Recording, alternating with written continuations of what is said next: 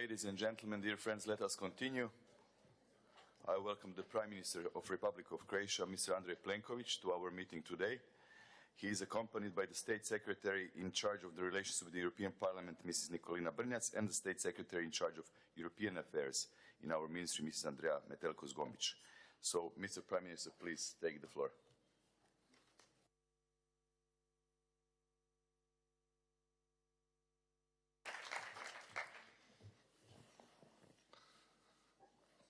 Dear President of the Croatian Parliament, dear President of the European Affairs Committee of the Croatian Parliament, dear representatives of national parliaments of the member states, representatives of the European Parliament, ladies and gentlemen, Madam Vice President of the Commission, I'm really pleased to welcome you here at the National University Library in Zagreb, which is the main venue of all the events of the Croatian presidency, which will be taking place in Croatia, but not only as a Croatian Prime Minister, but also as a former member of the Croatian Parliament, former member of the European Parliament, and someone who is fully aware of the importance that COSAC and its activities over the past 30 years have contributed to the various EU policies, I would say, very thorough examination of the principles of proportionality, subsidiarity, which were the main elements of the check and the input that comes to the European level from the level of the national parliaments. The Croatian presidency for us indeed is a historic moment. It comes 28 years after international recognition of Croatia, 25 years after the liberation of the occupied territories of our country, and 22 years after the peaceful reintegration of the Croatian Danubian area into our legal and constitutional order. After the war, Croatia undertook thorough reforms during its accession process, rebuilt its economy, and we finally joined, as you know, the European Union in 2013. For Croatia, the European Union is both an unprecedented peace project and a union that draws strength from common values and solidarity. It is the world's largest trade bloc and a leading international actor. Now, 7 years into membership, we are really pleased to be at the helm of the presidency of the Council and provide our own contribution and impulse at the outset of the new institutional and the legislative cycle of the Union. During the last 2 weeks, Croatia had the opportunity to present our priorities at the European level and also at the levels of the College of the European Commission, where exactly in this room we had a meeting now 10 days ago, and I think it was a very fruitful exchange of views, understanding the operational priorities of the Commission of Ursula von der Leyen. We also hosted the President of the European Council, Charles Michel, and I have personally seen both leaders of France and Germany in the last 2 weeks in order to see a wider context of the activities where we can be supportive and initiate activities that may go through in the following 6 months. Our vision of priorities, as you are probably acquainted, encompasses 4 pillars, which show how Croatian citizens see the benefits of the Union. And they are all enshrined in the motto of our presidency, which is a strong Europe in the world of challenges. These pillars are Europe that develops, Europe that connects, Europe that protects, and an influential Europe. In parallel, there are 4 overarching priorities we will deal with during our presidency. And these are certainly the multi-annual financial framework, the enlargement dossier, which we want to put on the table of the EU institutions, the Conference on the Future of Europe, and our new relations with the United Kingdom. Regarding the first pillar, which is Europe that develops, our priority is to ensure a balanced and sustainable and inclusive development of the Union, which takes into account the specificities and the needs of all member states and their regions. This requires further development of policies that create better working and living conditions for all, especially for the young, and to address the pressing issue of demographic challenges with which half of the Union is faced. We will also advocate for a strong single market, for raising the competitiveness of the European Union through cohesion and convergence, enhancing digitalization, investment and innovation, and research and developing skills for the future jobs. It is important to foster sustainable growth and tackle the ever-pressing issue of climate change by taking first steps in developing the European Green Deal. We will accompany, at the level of the Council, a series of proposals which will be put forward by the Commission in the months to come. I think that together we need to work to achieve European Union climate neutrality by 2050, though taking into account the different backgrounds of our industries and different level of development of each member state. Regarding the second pillar, a Europe that connects, the growth and development of the Union depends largely on the networking of its economy and full exploitation of its infrastructural and human resources. Connectivity is one of the most important prerequisites for achieving social, economic and territorial cohesion among member states. To this end, we will promote initiatives contributing to transport, energy and digital connectivity to achieve further social and economic cohesion. We will also strive to promote other initiatives contributing to stronger connections between Union, citizens through sport, culture, education, and the entire concept of what we all call people-to-people contacts. As far as the third pillar is concerned, a Europe that protects, only a safe Europe can provide a peaceful environment for its citizens. This means strengthening security internally and externally against all threats, as well as the efficient protection of the European Union's external borders. We will work on solutions for a sustainable and effective migration and asylum policies, as well as on the Union's new strategic guidelines in the areas of freedom, security and justice, based on the shared values, democracy and the rule of law. Protecting our fundamental values and principles is vital for the Union. Therefore, we will pursue a comprehensive approach to the protection and promotion of the rule of law, but also engage in the prevention of dissemination of fake news, intolerance and disinformation on digital platforms. A Europe that protects also refers to improved protection of economic, social and cultural rights, together with better environmental and consumer protection standards. As far as the fourth pillar, an influential Europe is concerned, we believe that no single member state is able to address international challenges on its own. So we have to reinforce our unity, which is, in our view, our biggest strength. To confirm our global role in today's multipolar world, Europe should speak with one voice, more often and more loudly. This also requires further development of capabilities and instruments for joint action, including our defense in complementarity with NATO. Only by strengthening the Union's instruments for dealing efficiently with global issues shall we be able to support our ambition as a global actor to build a more influential Europe. It also involves advocating for a Europe that has a leading role both globally and in its neighborhood, in strengthening multilateralism, promotion of European values, and the fulfillment of United Nations 2030 Agenda for Sustainable Development. Our credibility in international relations requires, above all, a responsible and geopolitical approach towards our own neighborhood. On that note, we will host the European Union Western Balkan Summit in Zagreb in May, which I will address later under the topic of enlargement. Being fully aware of the positive transforming power of the accession process, we will continue to support actively the EU enlargement based on the fulfillment of all the membership criteria.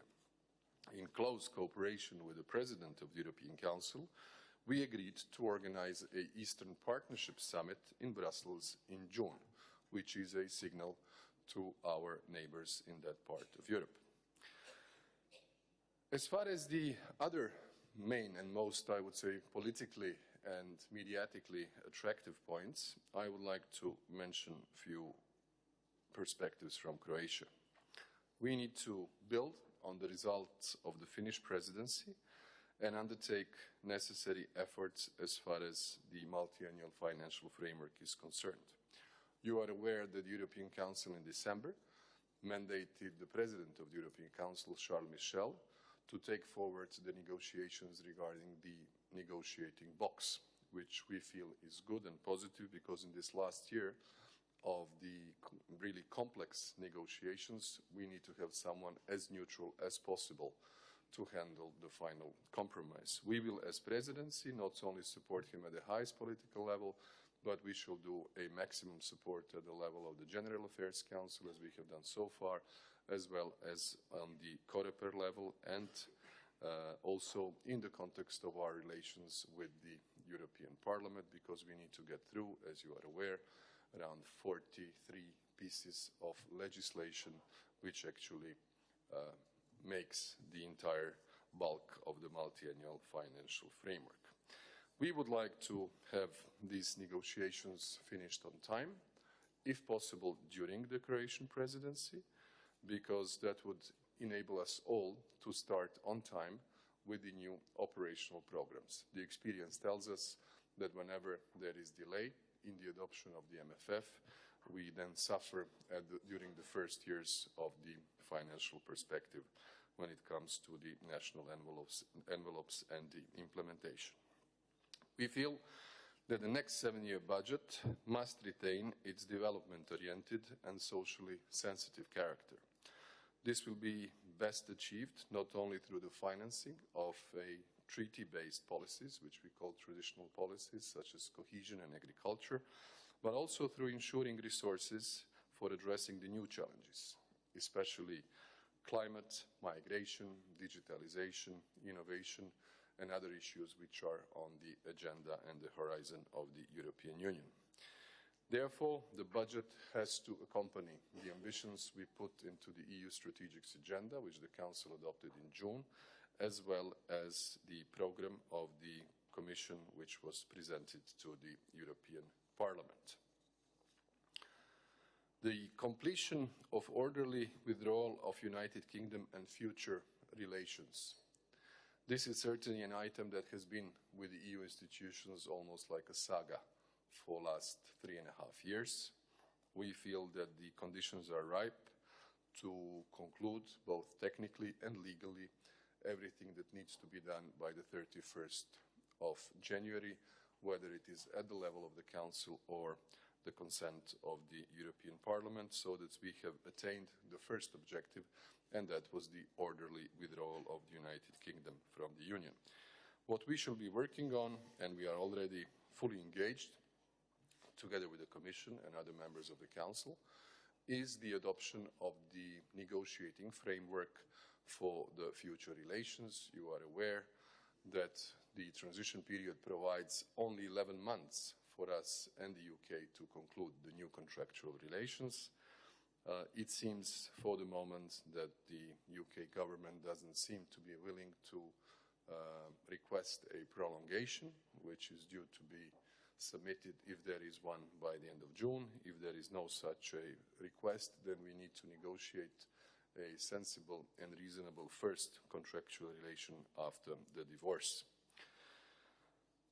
On the enlargement, you know that this is an item which certainly doesn't have as enthusiastic reception at the level of the nation member states, publics or political parties, as it used to have in the 90s or the first half of the previous decade. But what we have is a responsibility. And this responsibility for us, especially as the only country who, from the Zagreb summit in 2000, which was the first summit that paved the way in the European perspective for the countries of Southeast Europe, managed to move from one side of the table to the other. Croatia is the only success story in terms of Southeast European countries in 20 years. And from that point of view, we would like to put this item on the agenda. Therefore, in this room, we will have this summit in May. The idea is to structure the regular meetings in the future, at least every 2 years, because this has been something that was literally lacking. You will recall, those of you who are following a little bit closer, the relations between the EU and the Western Balkan countries. There was a summit in Zagreb in 2000, then one in Thessaloniki in 2003. Then we had a void of 15 years until Sofia 2018, and there wasn't ever a full format meeting between the heads of state and government of the EU and the countries of the region. Luckily, the German Chancellor Merkel initiated in 2014 an exercise called Berlin Process, which substituted partially this lack of dialogue, but it was more focused on projects, on connectivity, on infrastructure, on support for the development, rather than a systematic, institutional, contractual, and politically framed comprehensive dialogue. So we want a political summit which will really dive into the substance of the dossiers in the region and very realistically, without any politically speaking naivete, look at what we can do with each other in the decade that is about to start. A special attention will be dedicated to the unblocking of the situation which we unfortunately had with North Macedonia and Albania at the level of the European Council in October. My sentiment is that with the approach of the new Commission, and especially the work of the Enlargement Commissioner Varhelyi, if there is going to be a progress on the methodology of the accession negotiations, then we might expect a more forthcoming reception of that altered methodology of the accession procedure by one member state, and if there is a critical progress in these months on the side of Albania and Northern Macedonia, then we shall all work towards the deblocking of the decision regarding the opening of the IGCs, which are the intergovernmental conferences for the two countries, because we feel this is the moment to send a constructive and strategic message to the region, and this would be certainly a step we would very much appreciate.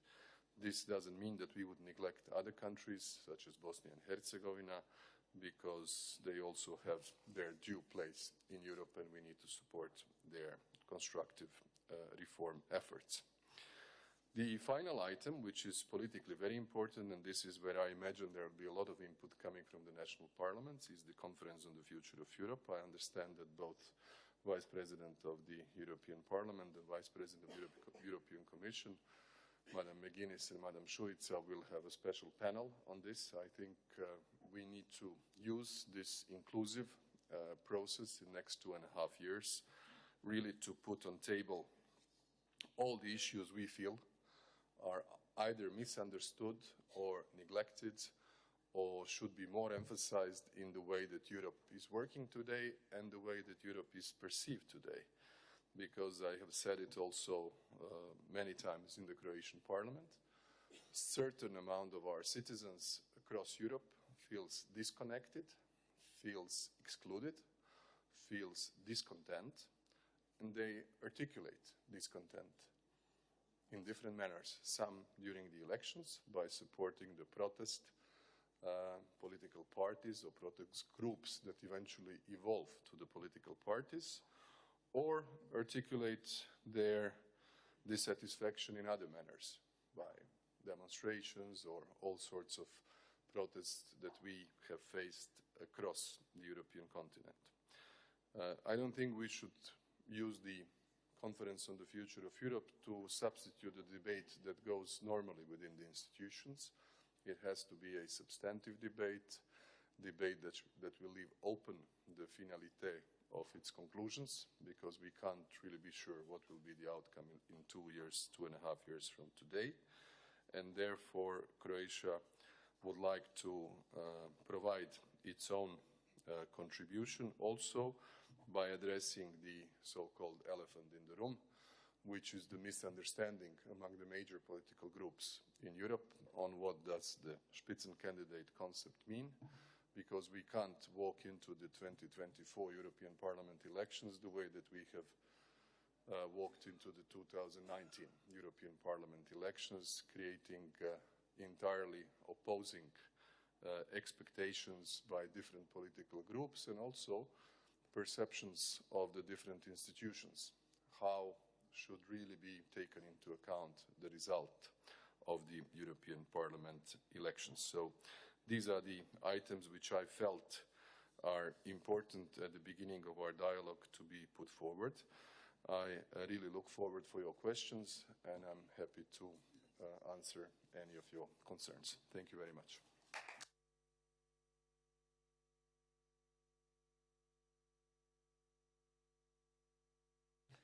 Thank you, Prime Minister.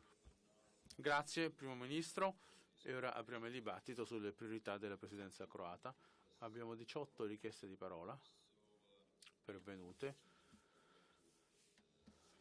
e quindi dobbiamo purtroppo limitare il tempo di parola a 1 minuto e mezzo, cominciando con Hörcsik dell'Ungheria. Grazie Presidente, Primo Ministro, colleghi. Sono felice di essere di nuovo qui a Zagabria. La Croazia è un esempio da applaudire e riconoscere. 2 decenni dopo la fine di una guerra sanguinosa, la Croazia è diventata membro dell'Unione Europea ed oggi è in prima linea nell'UE. Congratulazioni. Presidente, il percorso di integrazione deve diventare un modello nei Balcani occidentali, fornendo incentivi e prospettive ai paesi interessati. E chiedo a lei, Primo Ministro, di non bloccare ma di aprire la porta dell'Europa alla Macedonia del Nord e all'Albania. E inoltre le trattative di adesione di Serbia e Montenegro dovrebbero essere accelerate al fine di poter permettere che la maggior parte dei paesi possa diventare membro dell'Unione Europea durante il prossimo QFP. Presidente, i prossimi mesi saranno fondamentali per il futuro dell'Unione Europea. Abbiamo bisogno di un'Europa competitiva, abbiamo bisogno di un bilancio giusto ed equo per tutti e come agriculture policy as well without unjustified cuts. At the same time, no challenges like border protection and climate change should be also addressed and financed.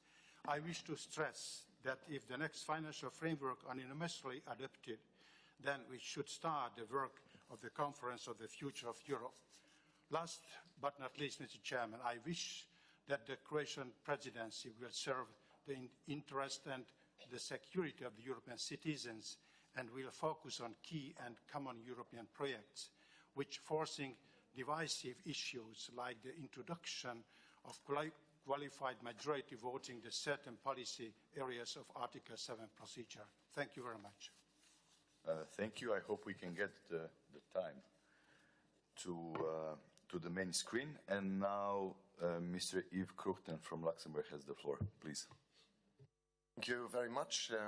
Thank you also, Mr. Plenković, very much for the very, very warm welcoming that we are receiving here in your beautiful city and in your beautiful country.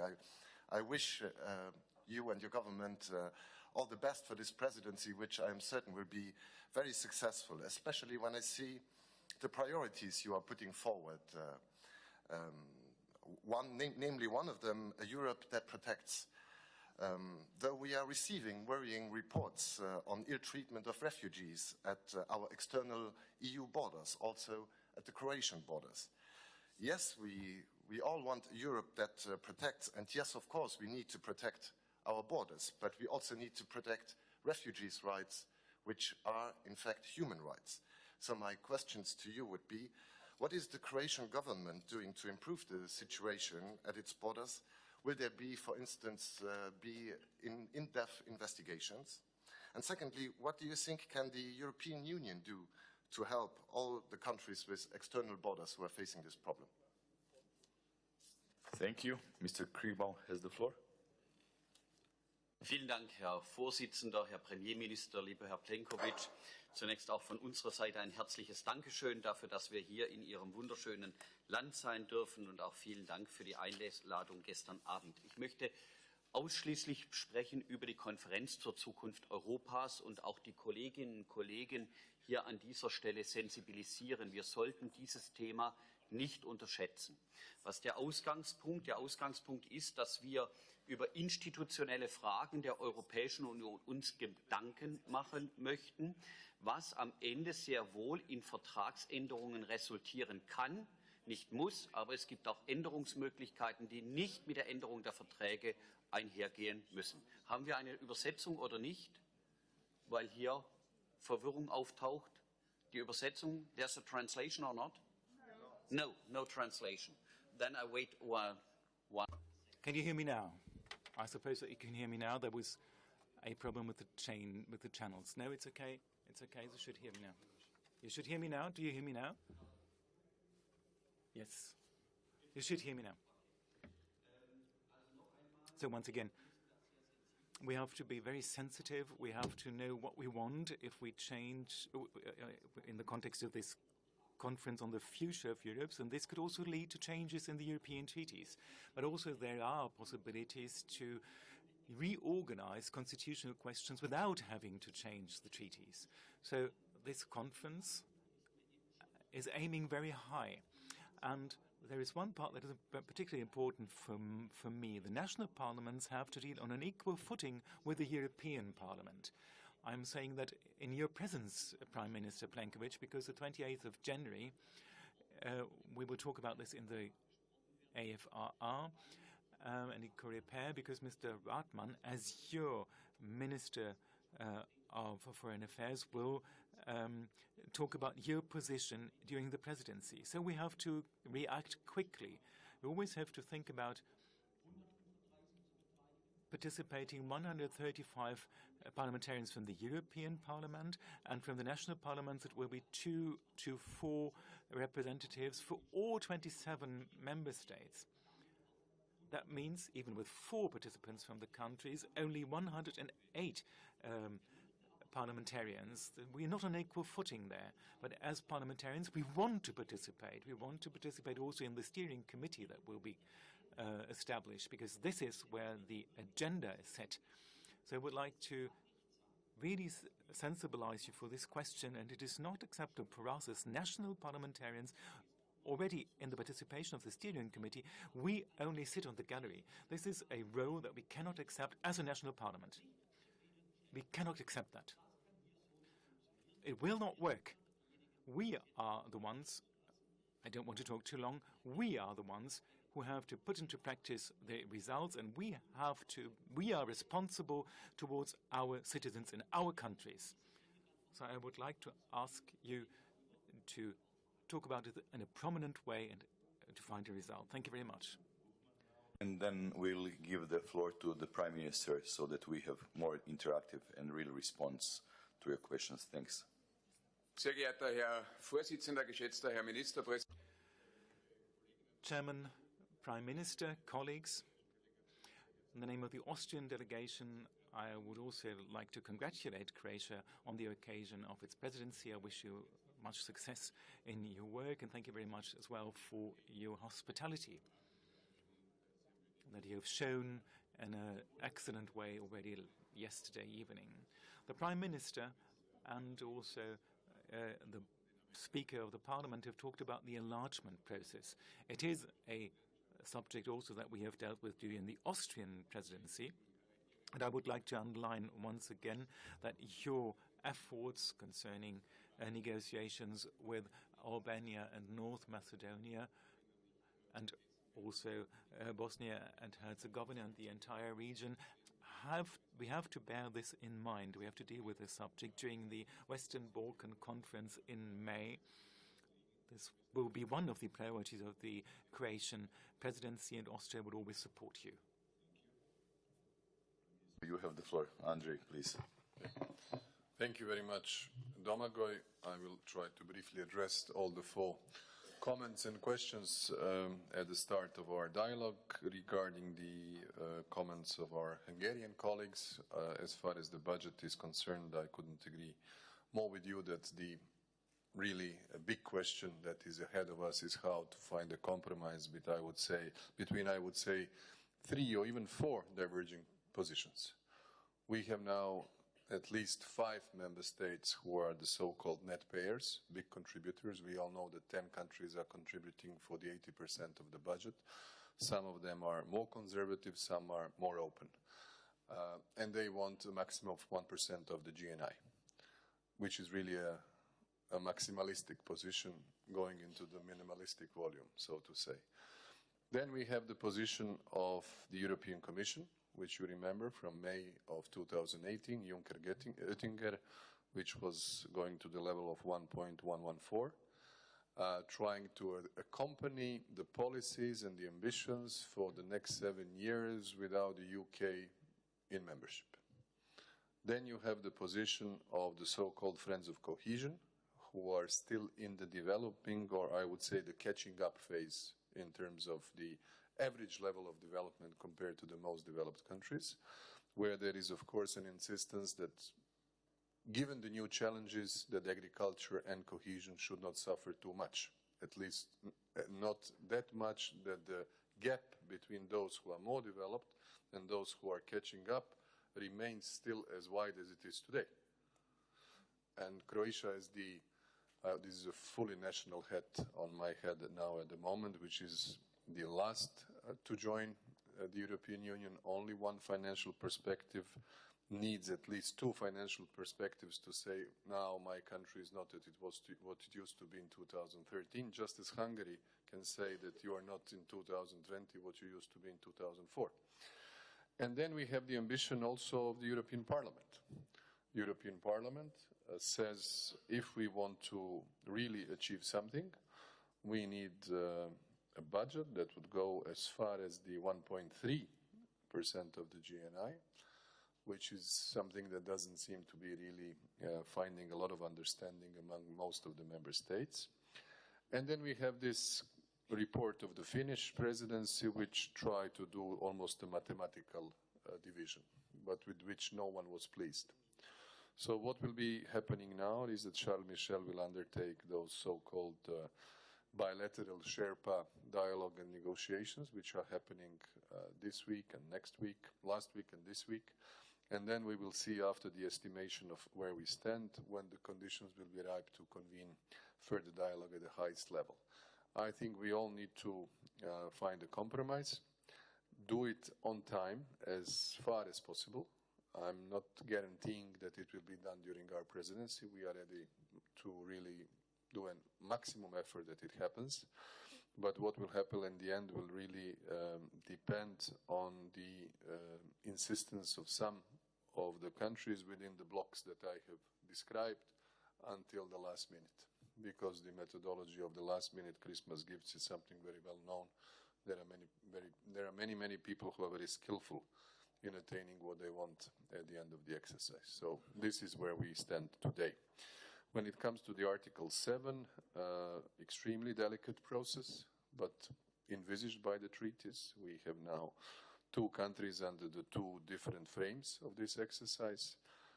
We as presidency will continue the dialogue in that respect, and the European Parliament will be fully informed about this process. When it comes to the Europe that protects and the allegations that you referred to when it comes to the protection of the Croatian border, I will have to explain this because I did the same thing to the members of the European Parliament. I did it also to the large group of the Brussels correspondents, which were here 2 weeks ago.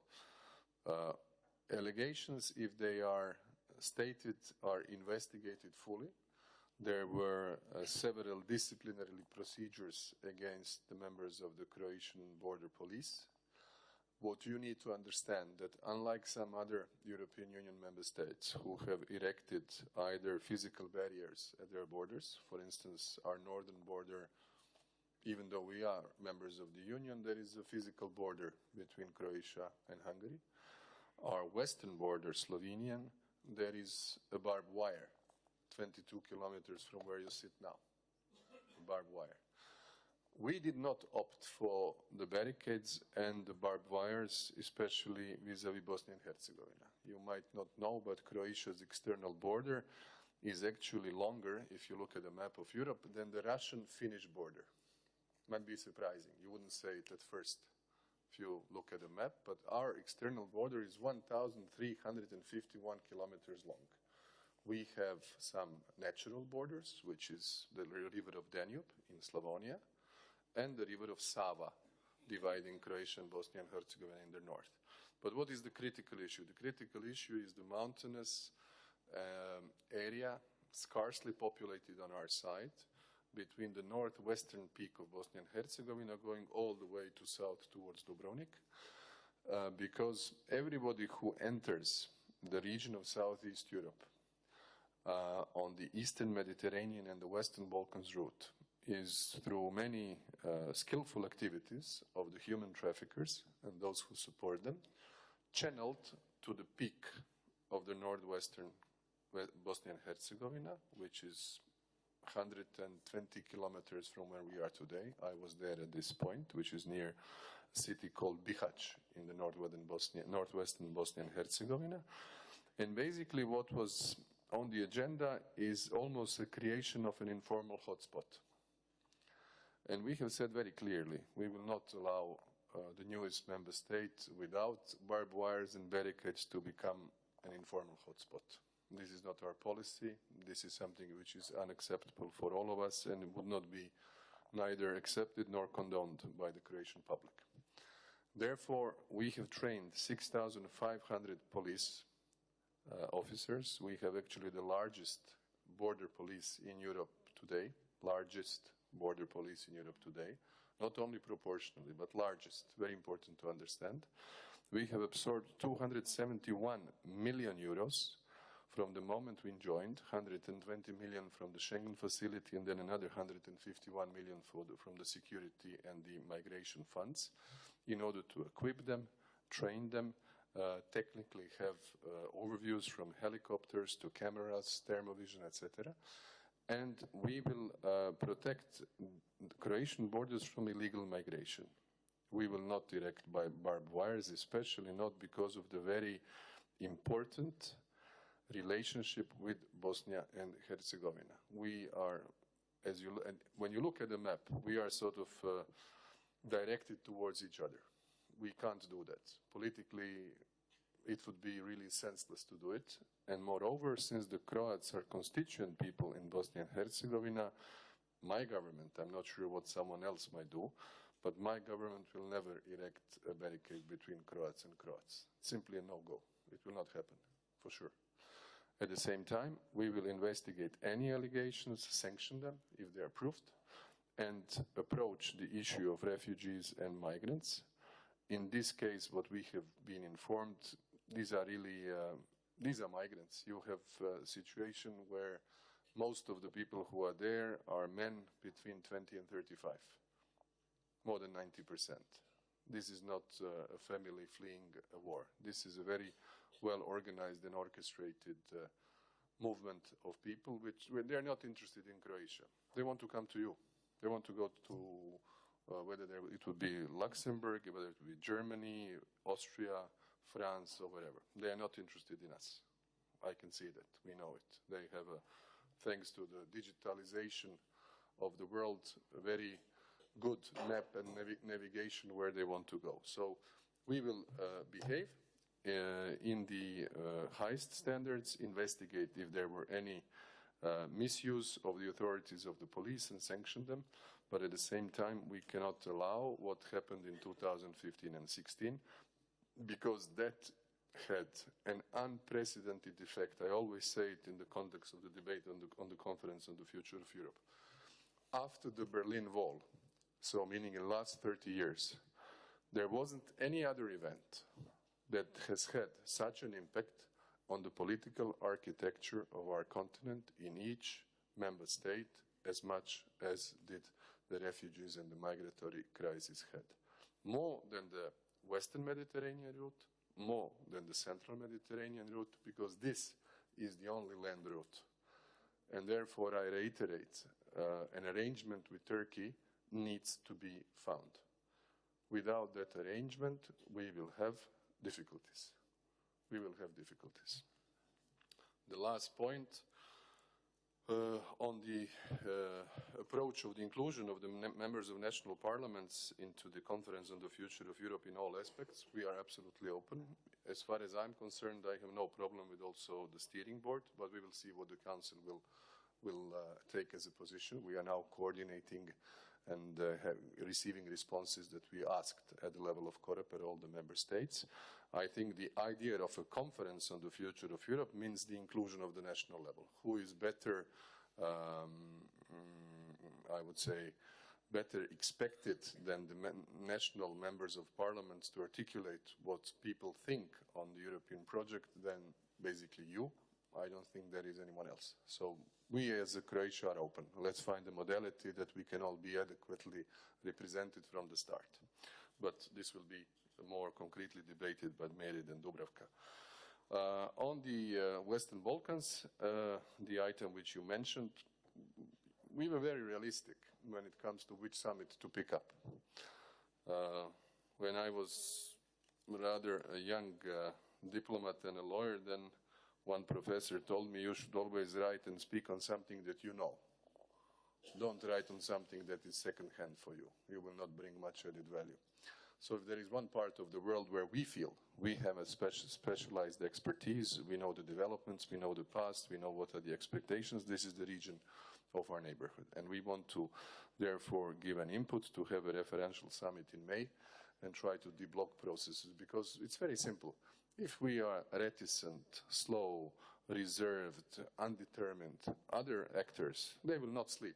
They're already there and they're very influential. And at the end of the day, these 6 countries, which are surrounded by Greece, Bulgaria, Romania, Hungary, Croatia, and Italy via the Adriatic Sea, they have nowhere else to go. They will not join the United States, they will not join the Russian Federation, they will not go to China, they'll always be here, and they have only one direction to go. Let's steer the process in an intelligent manner. Let's not send messages, stay in the antichambre forever, because if we say this, they will derail from the reform process. I can 100% guarantee you that will happen. That's why we need to be subtle and intelligent at the beginning of the new decade for Europe and also for the region. This is the point of the conference. Thank you, Prime Minister. We are under really heavy constraint with time now.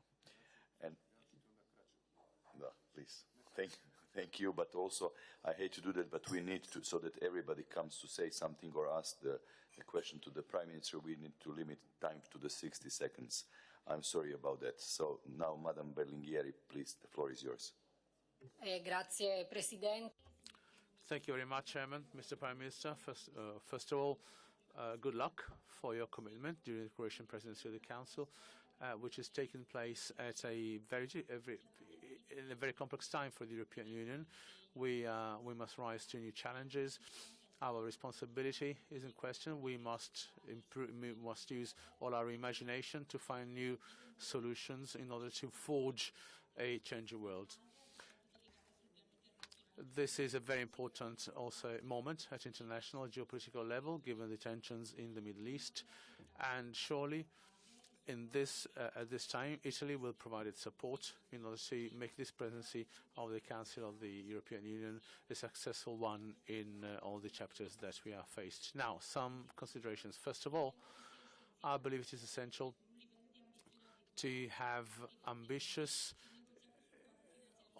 we have to be ambitious in the negotiations on the new multi-annual financial framework. We must find new budget opportunities within the Union's own budget, without impinging on the individual member states, and we must be able to find the necessary solutions and necessary resources to find the funds for innovation, technological innovation, climate change, industrial policy. Among the new policies and the new priorities for the European Commission. A leading role must be given to the new Green Deal, and and of course we must impose the European leadership throughout the world. Then 90 seconds. Concludo. Surely we need to operate together in the framework of the resources, also starting with the reform of the European semester, which should promote environmental sustainability, social sustainability, and state aid. Thank you. And now, Mr. Radunovic, please, the floor is yours. Thank you, Chair. Considering all developments in the past year, it becomes obvious that the Western Balkans and the EU need to come up with a new approach to work together. Accession benchmarks and requests must be strict but fair. When a country fulfills the criteria set by the EU, it shall get a concrete assessment and made efforts should be respected. In Montenegro, where official policy is moving towards EU in theory, in practice, all our crucial challenges are still originating in the key issues from the chapters 23 and 24. In real life, we are witnessing undermining democratic institutions, lack of independence of media, and restricting MPs and public freedom of speech. We are facing a flood of fake news in moments when some high-profile affairs occur, which are then presented as hybrid war against the state. Last but not least, we are dealing with the controversies brought by the government's new bill on religious freedoms.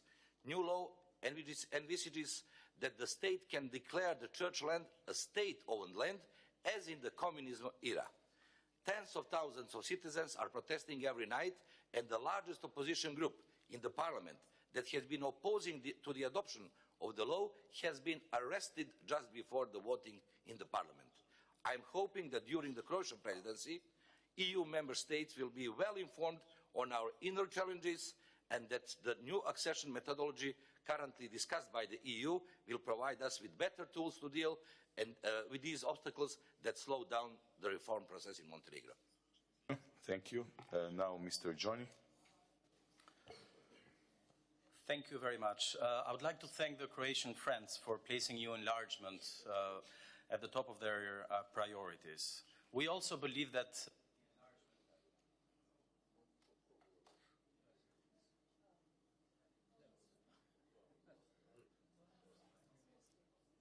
now? Yes, now it worked. We also believe that the enlargement process should be a credible one.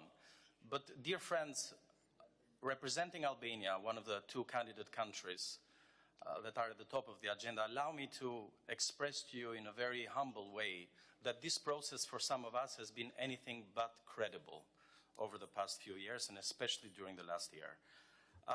I would like to recall the Thessaloniki summit in 2003, where the EU member states reiterated their support for the EU perspective of the Western Balkans. 15 years later, friends, in Sofia, in May 2018, the EU reaffirmed again the European perspective for the Western Balkan countries. Now, throughout my engagement over the past 11 years, I remember these two words, European perspective.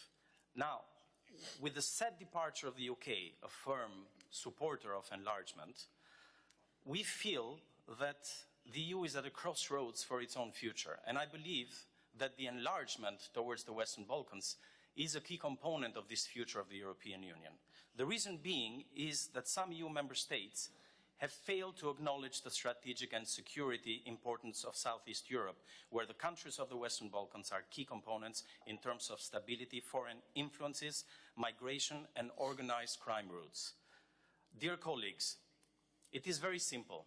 The EU, we believe, needs to be smart towards its southern neighborhood. I'm sorry about the time, but I was stopped a little bit. Yeah, okay. And because we are at the top of the agenda, I would like your kind understanding. We've got two problems, dear colleagues.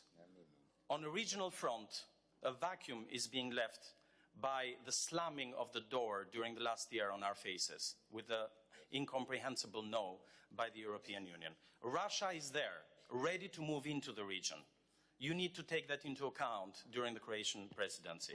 On a domestic front, another vacuum is going to be left from the EU incapability to act. Further delay of membership talks please finish. will will favor domestic negative forces of nationalistic and of religious nature. Please, dear friends, it is time to put the money where the mouth is for the European Union. We need to open accession talks this year during the Croatian presidency. We don't need any further delays. Thank you very much.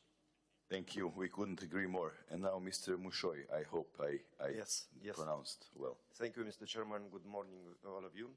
First of all, allow me to congratulate Croatia for its first presidency of the Council, to express my gratitude for the good cooperation our country had throughout this period and to wish you success during the 6 intensive months.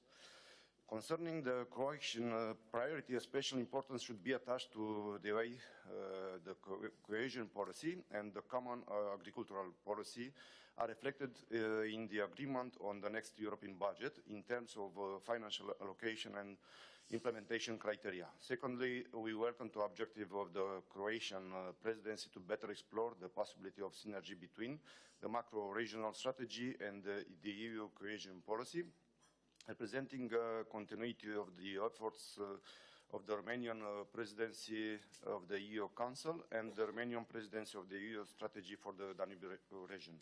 Regarding the enlargement process, Romania underlines the strategic value of this policy for the EU and considers that a credible European perspective for the region is in EU's best interest and represent a strategic investment in the stability, security and prosperity of the whole continent. In this respect, reaching the decision of opening negotiations with the Republic of North Macedonia and Albania before the summit in Zagreb in May 2020 is of utmost importance.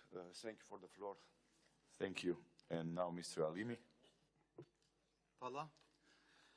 Ugledni premijeri, gospodin Plenković, drage kolege, dame i gospoda. Prvo dopustite da vam čestitam. Thank you very much. Allow me to congratulate you on holding the presidency of the European Union. I wish you a lot of success and I hope you accomplish all of the goals that you have set for yourself. North Macedonia is still only a candidate country together with Albania. We're waiting for a visa to start negotiations. Even though a new methodology has been set up regarding the negotiations, the October decision by the European Council was a great disappointment for us, primarily because we signed a good friendly agreement with other countries in the neighborhood. Great effort has been made in order to make constitutional changes in line with the Prespa agreement last year. For those who are unfamiliar with this issue, I want to remind you that we have resolved the name issue with Greece, which was the main obstacle to our Euro-Atlantic integration. The good news is that we have resolved the issue of the name of our country, and we will soon become a full member of NATO. We're still waiting for one more country, for Spain, to ratify the NATO accession protocol. During this presidency of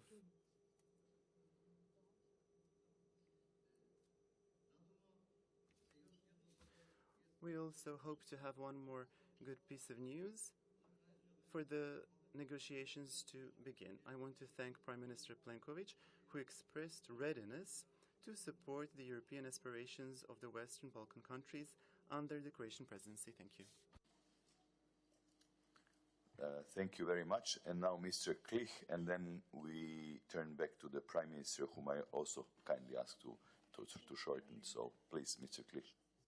Thank you, Chair. It's a pleasure to be here in Zagreb and to listen, Mr. Prime Minister, to such a professional presentation of the outline of Croatian presidency. I'd like to underline one issue and to ask about the other one, to underline the comprehensive presentation of your aims concerning security and defense approach of the European Union.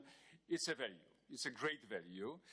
and the implementation of both, I mean those instruments that were envisaged by the Lisbon Treaty and those that were created recently after overcoming the crisis in 2016, I mean, for example, PESCO as the first example, and the European Defence Fund as the other example, these are important purposes. But also there are institutions beyond this agenda, for example, the future of the battle groups of the European Union that should be discussed, the beginning of this discussion should be begun. And secondly, the operational capacity of the European Union that would enable us to create and to conduct in future more ambitious initiatives concerning crisis management. What about that? Secondly, JCPOA, that is crucial, absolutely crucial from the strategic point of view, and that we created together with states. So the role of the European Union should not be abandoned. And my question to you, Mr. Prime Minister, is about the role of the EU that you envisage during your presidency in future talks concerning the future of JCPOA. Thank you. Thank you. Let me just remind you, we have planned the break at 11 to 11:30. So at 11:30, when it was proposed finish of the break, we need really to break this session. So please, Prime Minister, the floor is yours. I see that your chairman is very strict. You should see the European Council. Everybody can speak as long as they want. That's why we always work until 4 o'clock in the morning. A few points, I'll be brief.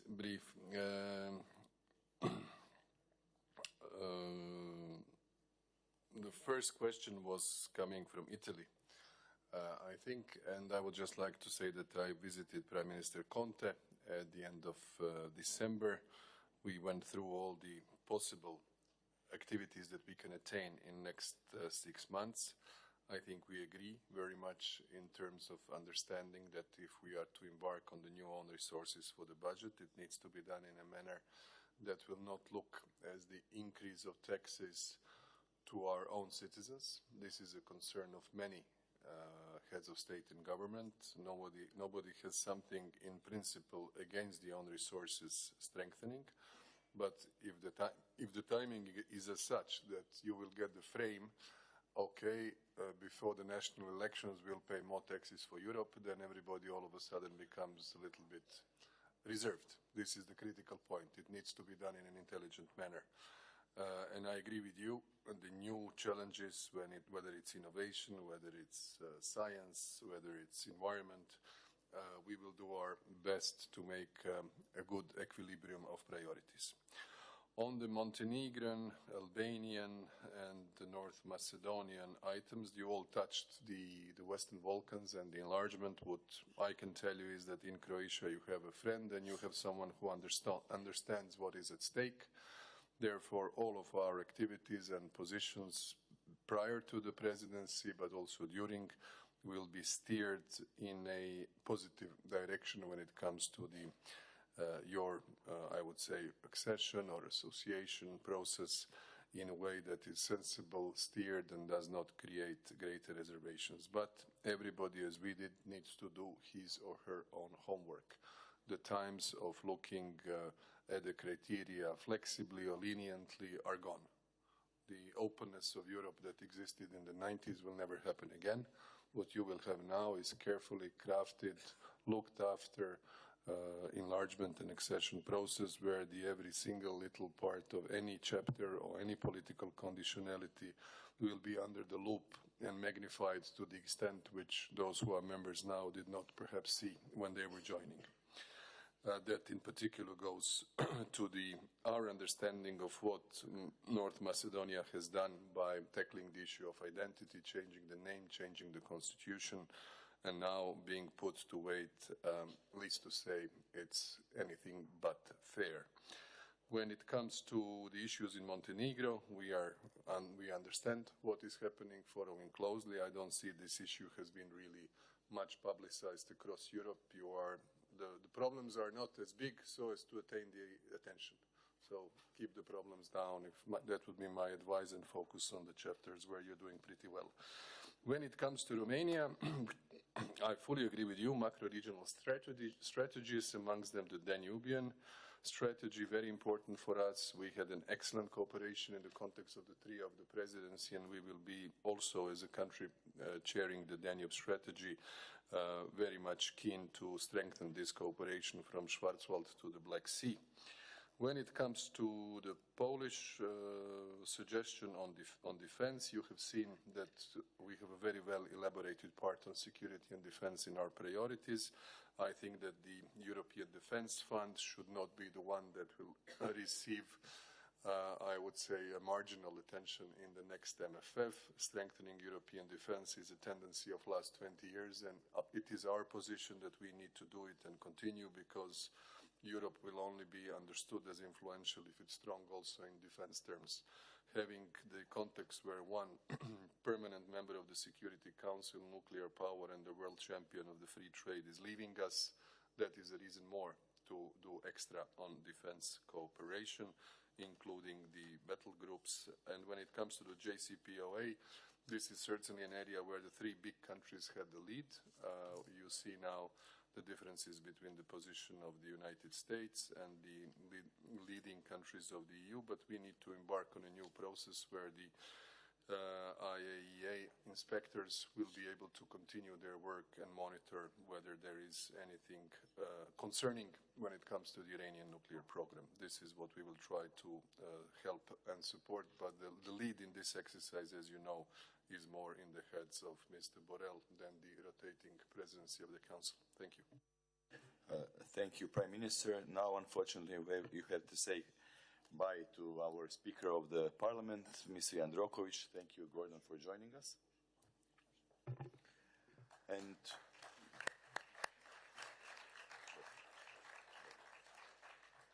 And we continue. Mr. Bizet, the floor is yours.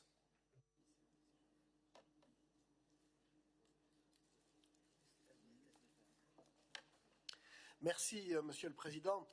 Monsieur le Premier ministre, permettez-moi de vous saluer, de me réjouir de vous revoir et de vous souhaiter un plein succès pour vous-même et votre pays pour la présidence de l'Union de la Croatie.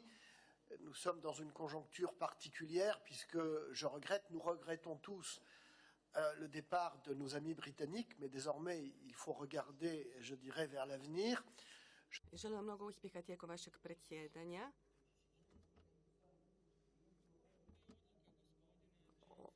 Nous rentrerons.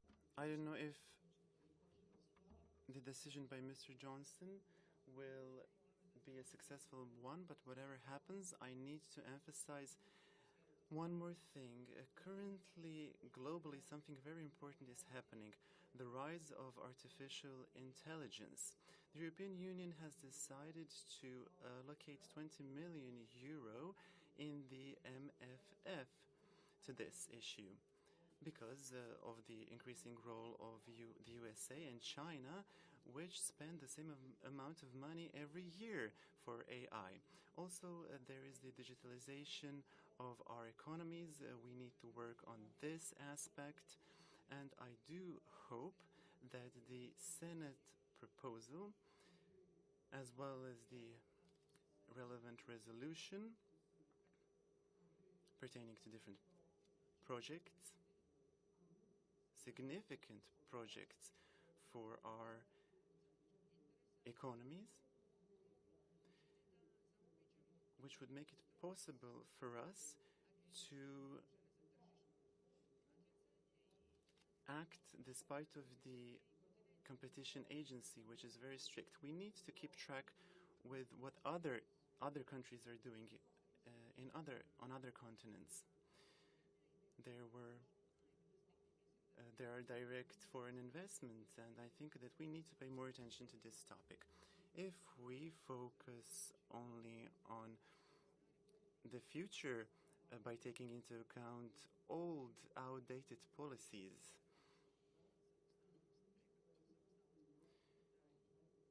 there are, of course, important policies pertaining to agriculture and cohesion, which are important for connecting the continent. Yes, these policies are important, but let us not forget about social rights and about the new technologies. Thank you. I hope we can get the time back on the screen. And Nadam se da ćemo ponovno Mr. Hajdukovic raised his request for the discussion, but we give him the floor anyhow. So, Domagoj, please. Thank you, Domagoj. Just two brief comments. First of all, enlargement. I must reiterate again, as I did in Bucharest and as I did in Helsinki, how disappointed personally I am on the message that was sent to Northern Macedonia and Albania by not giving them a date for the start of negotiations. I have high hopes for the Western Balkans Summit to be held in Zagreb, and hopefully we will be able to send much more encouraging message to our friends in Albania and Northern Macedonia, because as Prime Minister rightly said, there are other influences in the region that will not go away unless we give a clear alternative.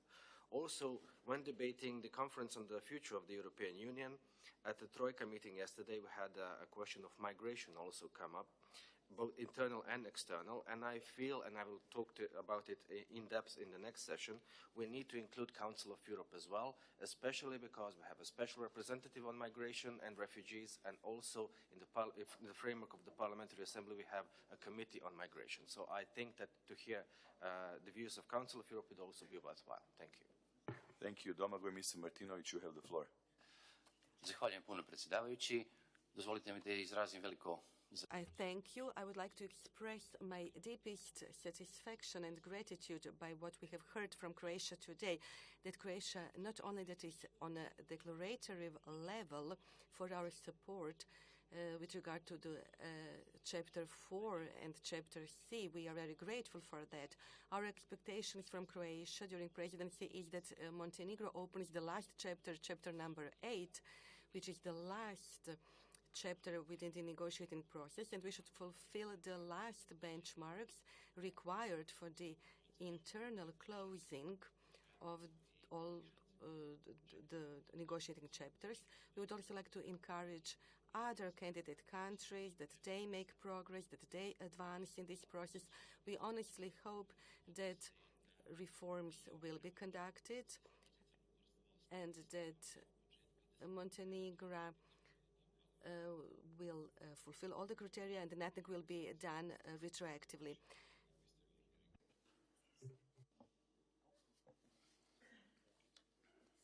Attenzione, Presidente. Mr. President, if we shorten speaking time too much, our debates will not be very useful, and social uneasiness, Mr. Prime Minister, is very widespread in Europe. And the social tissue connecting many European countries is at stake, is being undermined.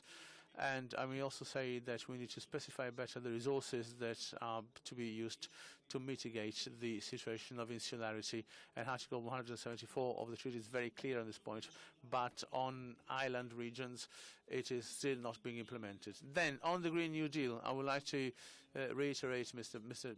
Chairperson, that this is not a matter. That what we should do here is to use flexibility in a clever way. Flexibility is foreseen for investments by the present rules, and this is the only way in which we can diffuse the hotbeds of rage and nationalist opposition to the European Union. Thank you. Thank you very much. Mr. Tajani, you have the floor.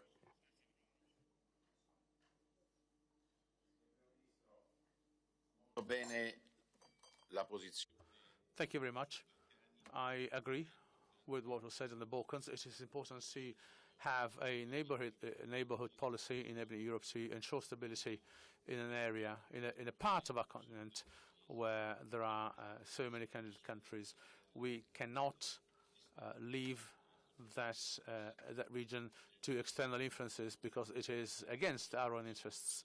And also we should look at Africa with greater attention. We need a new Marshall Plan. The European Parliament has supported the notion, the policy for new investments, for more investments. And if we want to be serious on the fight against terrorism, on climate change, we must do more. China has invested over 60 billion only a few months ago, and I believe in this budget we should do more. We should do more in order to have a common foreign policy and a common defense policy, and I agree with what the Croatians said. Until we have a common defense, we can't have a common foreign policy. If we look at Libya, if we look at the Mediterranean, we can't have a foreign policy unless we have a defense policy. So this is why cutting the European defense budget is inconceivable for me. Mr. Klus, and then we turn back to the Prime Minister. Thank you, Chair, for giving me floor, and thanks also to giving me back floor on the list. And I would like to thank you for perfect hospitality, as usual, in Croatia, and wish you all the best for your presidency. Thank you, Prime Minister, also for introducing us of your priorities. You already mentioned problems of enlarging Schengen area if it comes to the Croatia. But we are having two more countries at the list, I mean Bulgaria and Romania. So if you don't mind, I would like to ask you if this is also part of your agenda during the priorities of your presidency. And last but not least, as long as Slovakia is having a parliamentary election in 6 weeks, this is maybe also our farewell party with you guys. So thank you very much for cooperation last 4 years, and hopefully see you in May again. Thank you very much. And now the Prime Minister, the floor is yours. Merci, Monsieur le Président. D'abord, sur la question, quand il s'agit de l'intelligence artificielle et le numérique qui était posée par le sénateur français, que j'ai eu l'honneur de voir à Zagreb au mois de décembre. I had the opportunity to meet representatives in December, and from France, so I am answering in French. I'm really sorry that we haven't invested more in digital economy. This is a battle that is lost in advance. So I hope that at our 50th Economic Forum, which is at the very core of our today's debate, economy of the future and the fourth industrial revolution.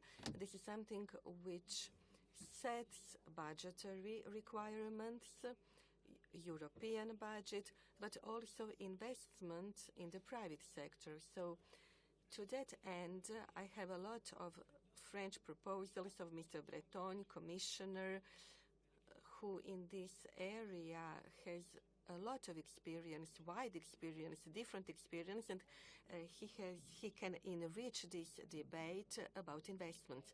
With regard to the agriculture, I have presented Croatian priorities on Thursday in Berlin during opening of the Green Week, a huge, large agricultural fair in Berlin. Something similar is envisaged to take place in Paris in February. So we shouldn't neglect common agricultural policy, and therefore I said that large net payers, when it comes to volumes, have their own opinion. However, your country, which is very interested in not reducing budget and resources for agriculture, will be very high at the agenda. So this will be a battle between the red tape and the farmers. So what will be allocated within the budget for agriculture and agricultural issues? Montenegro, I think I've already tackled. Sull'aspetto sociale, la questione dal deputato italiano. On the social aspect as raised by Senator Licheri, I agree. We have the European Social Pillar. We have the conclusions of our meeting of 3 years ago, if I'm not mistaken, in Göteborg. And we must always give priorities because the choice before us is very clear. It's very simple. It's a very simple one. One, to have a social fracture, or have a European social policy. I'm in favor of a European social policy, of having a European social policy, because this is really the heart of the economy of a free market, but of a social free market. And in this respect, the and this is the basis for our priorities, national priorities.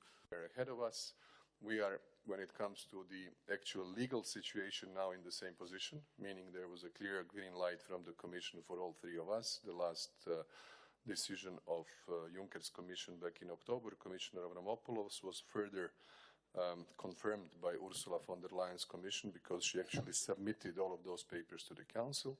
Now the dossier is on the Council. I know how dear this topic is to our Romanian and Bulgarian friends. We understand we won't attain much during the presidency of Croatia on our own dossier, but once it finishes, we will continue because this issue is important.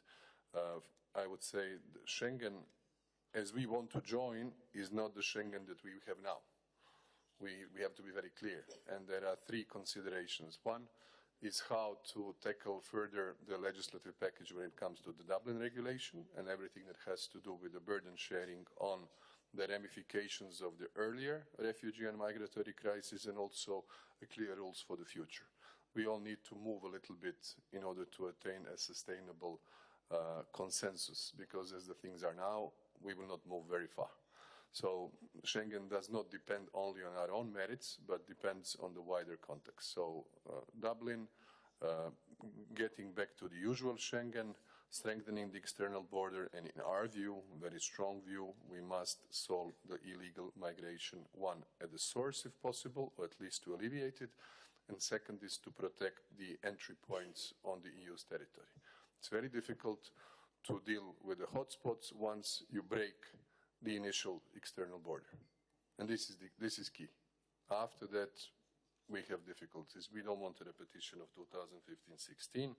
When it comes to Africa, sono d'accordo con Antonio, è un continente che vivrà una esplosione. I agree with Antonio Tajani. It's a continent where the population will grow very rapidly in the next decade, and that will have a huge impact on the European continent. So not just dialogue, but also aid, and we need to develop an economic humanitarian assistance policy, promotion of institutions and government support in frail countries. Chair, we've been celebrating these days 1 year since Romania started its first presidency. We share the same concerns with you.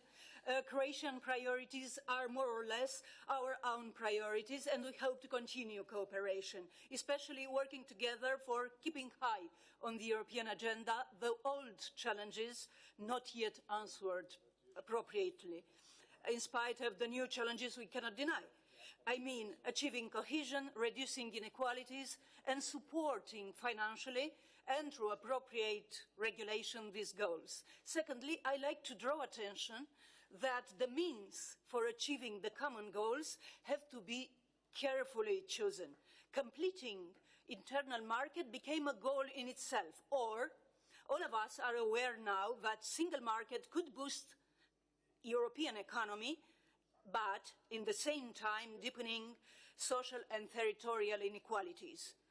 Those attending the plenary in Helsinki could remember the author of the market-driven approach in our development, former Vice President Katainen.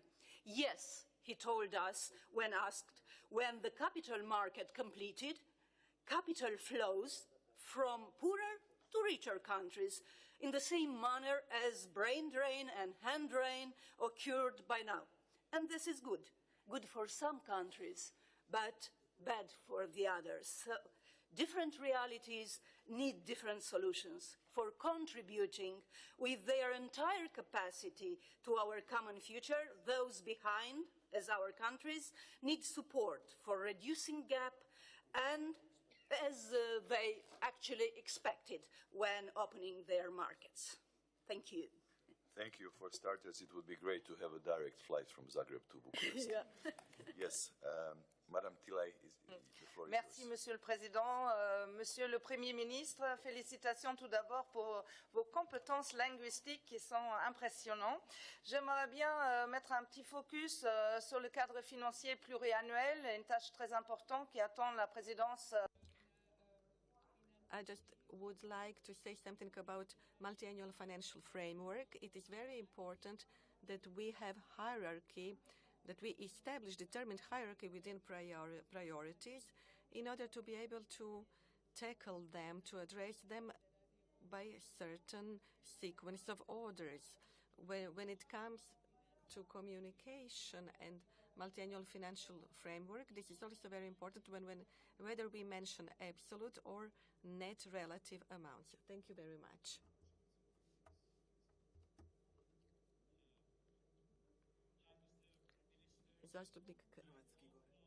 Our meeting here brings you good luck. I say this in full consciousness because last time in our previous COSAC in Helsinki, when the Finnish counterpart of yours came to speak to us, he had to resign a few hours later. I'm sure things will be much better for you now. Let me ask you two questions very briefly. The first has to do with demography. Since this is the first time I can think of, I remember the matter of demography makes it into a priority of an EU presidency. This is very important. We are faced with a huge crisis in Eastern and Southern Europe, and I would like to hear more from you. The second has to do with migration. You refer to illegal migration. I wonder if you have any thoughts on legal migration, if Europe has to establish a common system of legal, regularized migration, the way that other countries like Australia or Canada have introduced. You refer to Dublin. For us, Dublin is more or less dead.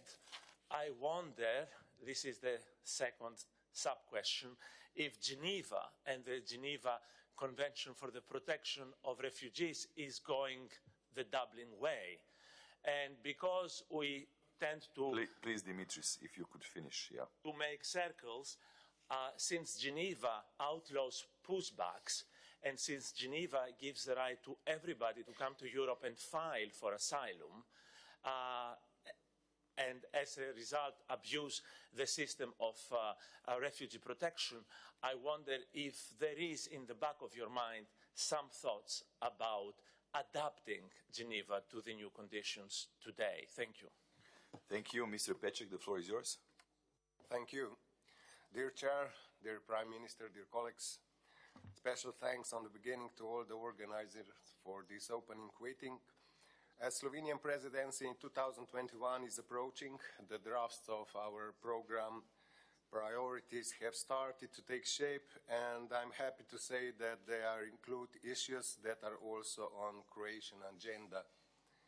Since the duration of each individual presidency is limited to only 6 months, it is of special importance for the key issues to stay in the focus of the future presidencies.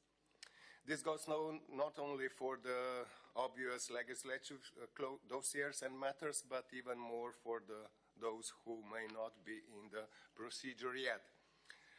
I would like to make a reference here to a slogan of Croatian presidency, which says, "A strong Europe in a world of challenges." Coming from a neighbor country that has started and shared not only open issues, but also a lot of history, economy, and the culture with Croatia, a popular Croatian children's song of friendship and solidarity comes to my mind, and the song says, "Kad se mnogo malih složi, tad se snaga stoput množi." Well, thank you. And thank you, Mr. Kekec. Thank you for the floor. First of all, I want to thank our Croatian colleagues for very good organization, hospitality, and pleasant evening. When I looked at the priorities of the Croatian presidency, I found that they were in line with the current situation and the challenges facing the European Union. A strong Europe in the world challenges is the motto that must make Europe more ambitious in competition with the most advanced economies in the world, economy that takes into account sustainable development and a fair social policy. A policy capable of ensuring the quality of life of all generations. a policy close to its citizens, especially young people, as it written in key topics. The 4 priorities that have been selected are the challenges we will have to face in the next period. An equally developed, integrated and secure European Union is the foundation on which we can further build our values. We must not forget the countries that are geographically and historically part of Europe, but they are not yet formal members. These countries need to be assisted and supported to enter the European Union as soon as possible, regarding a long-term stability and security. Therefore, I also welcome the Croatian efforts to organize the European Union and West Balkan leaders meeting in May in Zagreb. Thank you very much. Thank you. Mr. Karel, the floor is yours. I would like to thank you for this well-organized meeting. When one mention about enlargement, I believe Turkey should be also mentioned. And about Albania, Montenegro, I hope their story is not going to take as long as ours, because it has been more than half of a century for us now. And third one, I think Turkey should be invited to the summit at May for the enlargement summit. I think you should also invite, EU should invite Turkey. And thank you very much. Thank you.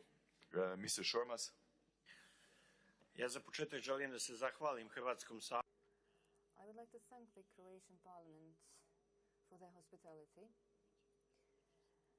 I am a Serbian from Western Bosnia, and my wife was born in Zagreb. I have family in Zagreb. I'm very often here in Zagreb, and I feel comfortable in Bosnia and Serbia, in Croatia, and I would like for all of us in this region to once again become part of a larger family, a European family, and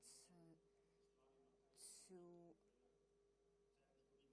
fight for our common interests. Now I will switch to English, because what I wanted to say was directed to our Croatian hosts. So 5 chapters were ready. Now Serbia has handed over chapter 27, ecology, to open, so we are ready again for another 5 chapters, another 5 openings. Now everyone knows that the problem is not in Belgrade, but in Brussels. We are working hard on our reforms, trying to connect the whole region into a business and economy union. So far, we have agreements with Albania and Northern Macedonia. We have been waiting for more than a year to abolish ridiculous taxes by Pristina and elect a new government in Pristina. In future, we expect new dialogue about our relations.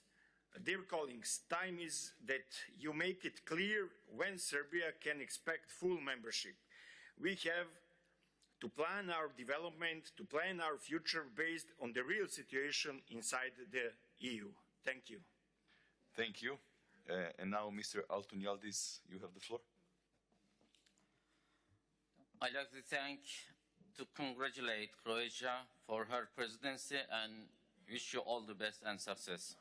And I'd like to thank for your warm hospitality shown.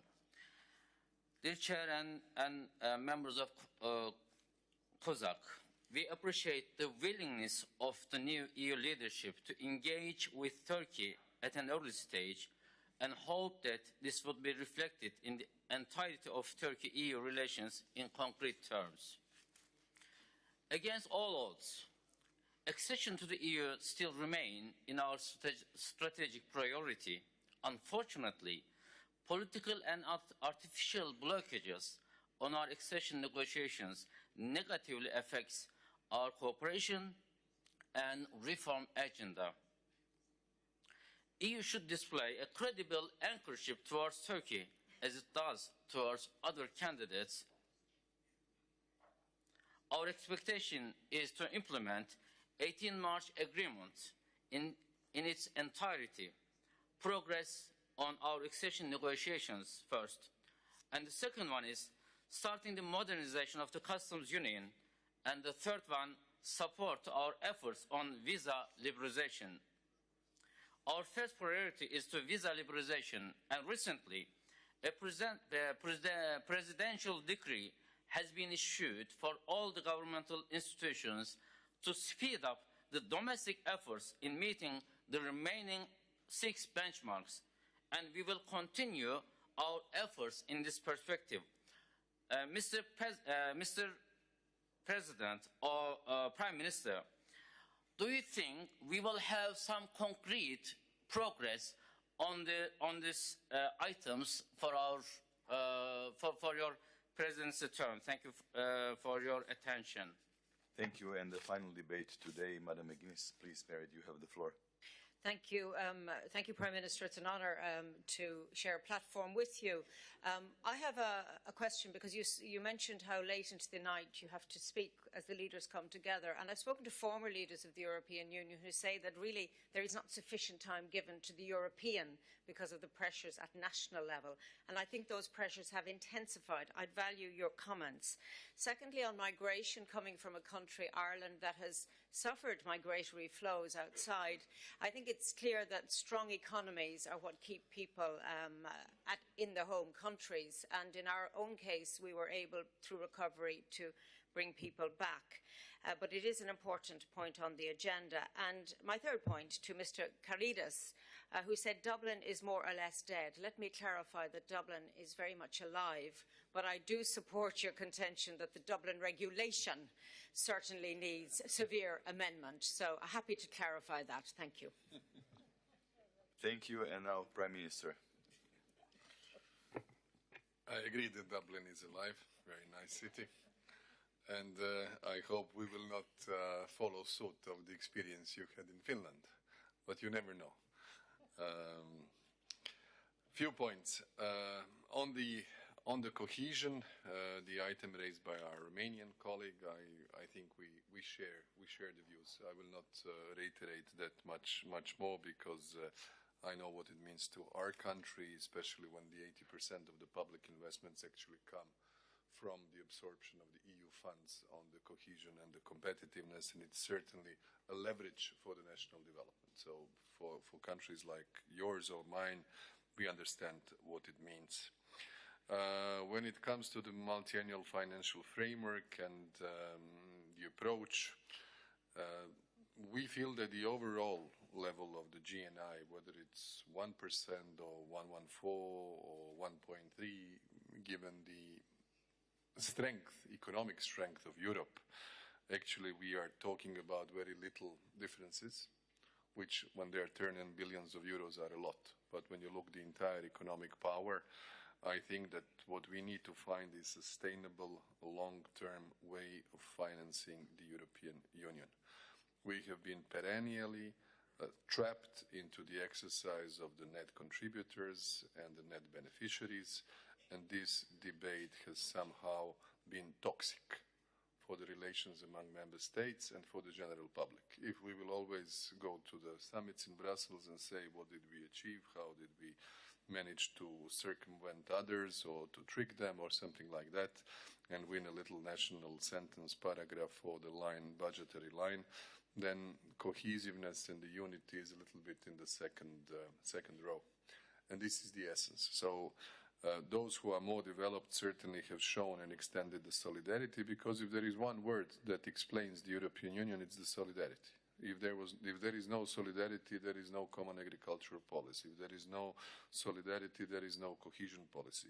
If there is no solidarity, there is no collective security which we have. If there is no solidarity, there is no one voice in the global arena from the European Union coming. So I think the fact that the UK is leaving should be a sobering effect of all of us. It should reunite us. The way I see the conference on the future of Europe, which you will just discuss now, is to how to reinvigorate new enthusiasm for the European project. We tried to do that back in 2017 in Rome at the 60th anniversary of the Rome Treaty, because I remember these first 6 months when I entered the Council as a fresh Prime Minister at the time, the atmosphere was morose after the Brexit referendum. It was morose. People were sort of full swing depression. Now it's not anymore that. But the conference on the future of Europe should in the next 2 years simply try to bring back the popular, I'm not saying populistic, but popular support to our European cooperation. This is how I see it, and budget is only one of the elements. When it comes to the Dublin and the Geneva, I agree with you that we should respect the high standards, absolutely, when it comes to the border protection, when it comes to the rights of refugees and migrants, and this is something we all have to do. At the same time, we all need to protect our own external borders wherever they are. If they are porous, if they are not controlled, this is not only a violation of our own national legislation, but it is definitely an impact on the stability and security of all of us. Today, without Syntagma, wir schaffen das noch einmal, if we would have now the wave of the same numbers of people coming from Turkey to Greece and going towards Europe, honestly, I cannot predict what would be the political ramifications. I don't see anybody who would be able to sustain a similar type of situation, let alone the countries of the region who are not nor economically nor in any way fit to sustain such pressure. When it comes to Slovenian interventions, I'm very happy that you quoted a paraphrased song of Kad se male ruke slože, sve se može. I have very small kids, so when I go with them to the kindergarten, I hear this song very often. It's particularly encouraging a message coming from Slovenia for our own bilateral relations and solving the open issues and putting the emphasis on the youth. When it comes to Turkey, both of your interventions, Croatia and Turkey, we have a very strong relationship, very open relationship for many years. You were one of our biggest partners when we stopped at the beginning of the 90s the war between the Bosniak Muslims and the Croats in Bosnia and Herzegovina. This is what binds us, the links that were forged between President Tudjman and your President Demirel at the time. As someone with a background on the EU and enlargement, I know your story from the Ankara Agreement of 1963 almost year by year. I know what Ortak Pazar, as you call the European Union, means for Turkey, but I know also realistically how the mood is today. So what we shall try to do in our presidency to find a tailor-made approach to keep the dialogue, to keep on track the relationship with Turkey, but most of all address the issue, which is how to prevent the situation of a couple of years ago, where I see a strong commitment coming from your side, but also from the security point of view, because we always say that Croatia has complicated neighborhood. When we look at yours, we are very fine.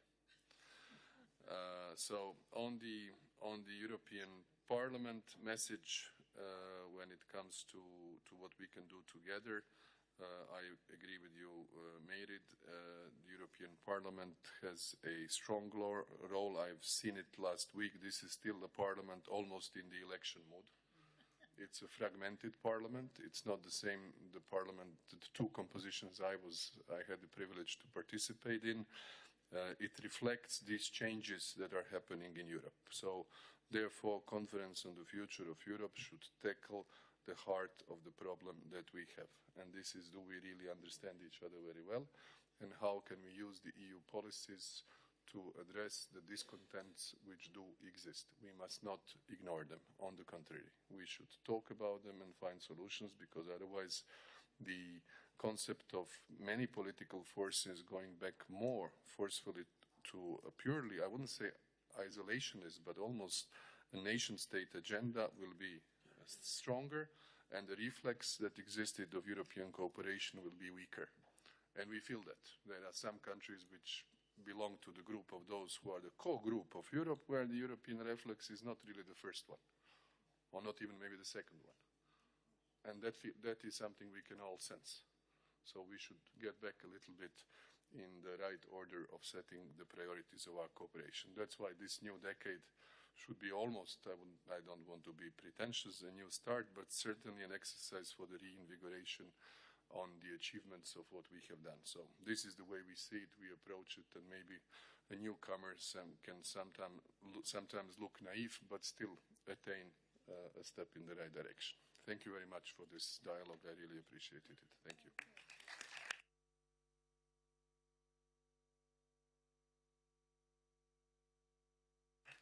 Thank you all very much for your contributions and debates. Thank you, Prime Minister, for your time and response. I think we had a great session, and it was worth of taking much more time than we thought we would. We still have time for a but short coffee break, so I propose we come back at 12:05. See you soon. Thank you.